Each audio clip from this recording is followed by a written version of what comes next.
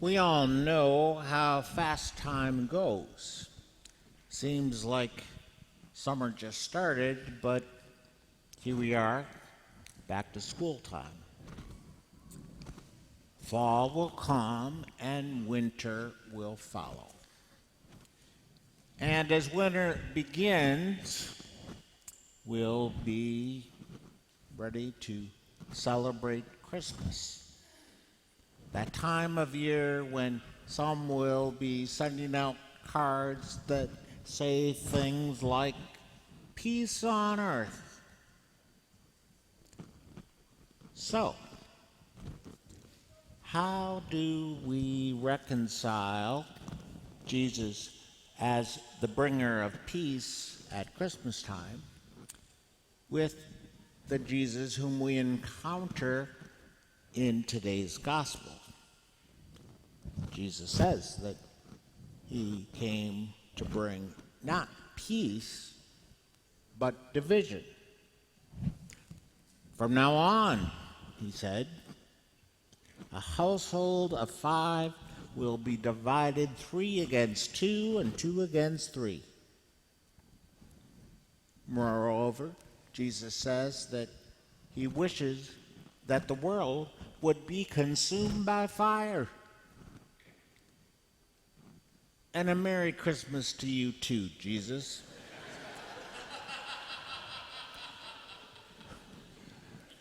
Now, we know that family relationships divide, break down, but we hope that Jesus will be part of the solution to that problem, not the cause. However, Jesus can sometimes be the cause. A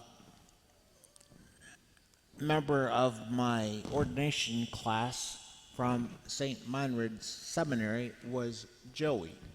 Joey became Catholic as a young adult. Up to that point, he had no religious formation at all. And while most of us in the class of 1991 had the support of our family members, Joey was the exception. His parents were angry when he became a Catholic, and they were really angry when he entered the seminary and was eventually ordained a priest. Sadly, Joey died a couple of years ago from a heart attack, and I've wondered, was there ever any healing of the rift between Joey and his parents? Quite literally, faith in Jesus caused a separation in the Angadi family. Usually, the divisions are not quite so dramatic. But it seems to me that the things that all divisions have in common is that they require a recommitment to Jesus on the part of the believer. We have to make some hard choices between one thing or another. Divisions. For example, disciples must decide between what we want and what we need. Disciples versus the way of the world. I'm not saying you're disciples and you're the way of the world, by the way.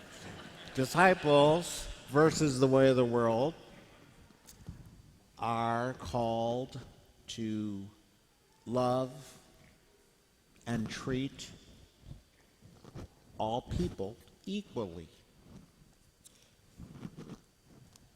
Disciples, start over here. Disciples must put God and others before themselves. Again, divisions. Bottom line, no cross, no crown. There's something inside us that may rather kind of skirt around the cross, but each of us Christians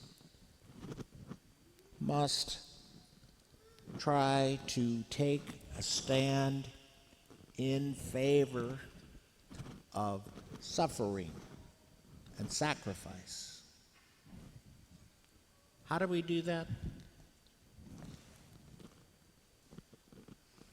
In our second reading today from St. Paul's letter to the Hebrews, he writes, "We must persevere in running the race that lies before us while keeping our eyes fixed on Jesus." And my friends, that's what we must do too. Keep our eyes fixed on Jesus as we suffer and sacrifice. He shows us the way. One of my great nieces is 16 years old, living in Fremont, and Becca has her driver's permit. Excited about the day that she'll actually have her driver's license. Not so fast, I've heard her dad say to her. Before you get your license, you've got to remember to keep your eyes on the road. Pretty good advice, I would say, for a driver. But it certainly does take some practice, doesn't it? Keeping our eyes on the road as drivers has a couple of things in common with keeping our eyes on Jesus as disciples. First, it's easy to get distracted by passing things. And second, we've got to pay attention to the signs along the way. As disciples, those signs come in the form of sacraments and prayer and service. God will hold each one of us accountable for how well we choose, how well we are paying attention. God will keep us accountable. Let's also keep one another accountable.